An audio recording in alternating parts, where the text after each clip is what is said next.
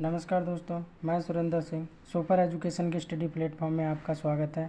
CTET में हिंदी वर्णमाला से क्या क्या क्वेश्चन बनते हैं, चलिए देखते हैं। पहला क्वेश्चन दिया है कि हिंदी वर्णमाला में स्वरों की संख्या कितनी होती है। तो याद रखना है, हिंदी वर्णमाला में स्वरों की संख्या कितनी होती है, 11 होती है। हिंदी वर्णमाला में व्यंजनों की संख्या कितनी होती है, 41। स्वर पूछे तो 11 याद रखना है, व्यंजन पूछे तो 41 याद रखना है। हिंदी वर्णमाला में वर्णों की संख्या कुल पूछी जाए तो यानी स्वर और व्यंजन दोनों को मिला के कुल की बात की जाए तो 52 याद रखना है। स्पर्श व्यंजनों की संख्या पूछी जाए तो 25 याद रखना है। ये पूछा भी गया था एक बार ये क्वेश्चन यूपी टेट में कि स्पर्श व्यंजनों की संख्या कितनी है, तो 25 याद रखना है।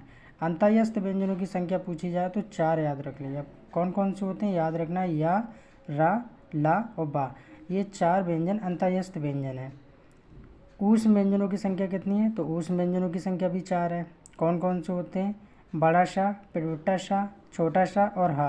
इन्हें संघर्षी व्यंजन भी कहते हैं। ये लाइन याद रखना कि इन्हें जरूरी नहीं है कि ऊष्म व्यंजन ही पूछे, वो ये सकता है कि निम्न में से संघर्षी व्यंजन कौन से है, तो 4 याद रखना है। यही जो 4 मैंने तीनों सा और हा। आयोग वर्णों की संख्या कितनी होती है, ये पूछा जाता है कि आयोग वर्णों की संख्या कितनी, तो 2 होती है, एक अंक और एक आ।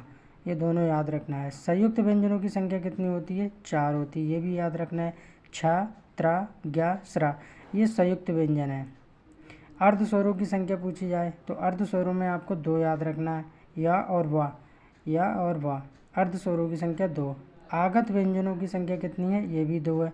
ज और फा, इनको विदेशी भी व्यंजनों के नाम से भी जानते हैं।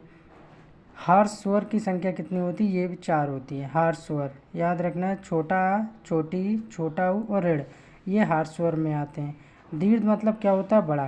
तो दीर्घ स्वरों की संख्या कितनी होती है, तो ये 7 होती है। कितनी होती है दीर्घ स्वर की संख्या, 7 होती है। जैसा कि मैंने बताया दीर्घ मीन्स बड़ा होता है, तो बड़ा में बड़ा, बड़ी, बड़ऊ, ए ओ, ये सब आ जाते हैं।